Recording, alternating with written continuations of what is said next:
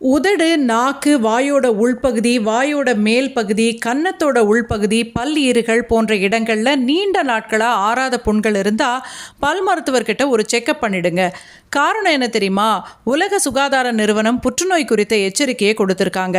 வளரும் நாடுகள்லையும் சரி, வறுமையில் வாடுற நாடுகள்லையும் சரி, புற்றுநோய் காரணமாக இறந்து போகிறவங்களோட எண்ணிக்கை அசுர வேகத்தில் அதிகமாகிக்கிட்டே போதாம். ஓரல் கேன்சர் அப்படின்னு சொல்லப்படுற வாய் புற்றுநோயால் உலகத்தில் 3 பேர் இறந்தால் அதில் ஒருத்தர் இந்திய இளைஞர்னு சொன்னால் அதிர்ச்சியாக இருக்குதா? இந்தியாவில் அதிகரிச்சிருக்கிற சிகரெட் மற்றும் மது பழக்கம் தான் இதுக்கு காரணம்னு தனியாக வேற சொல்லணுமா? முன்னாடியெல்லாம் 40 வயசுக்கு மேலே தான் வாய் புற்றுநோய் அறிகுறிகள் வந்துச்சான். இப்பெல்லாம் 20-30 வயது இளைஞர்களுக்கெல்லாம் வாய் புற்றுநோய் வருவது அதிகமாயிடுச்சான்.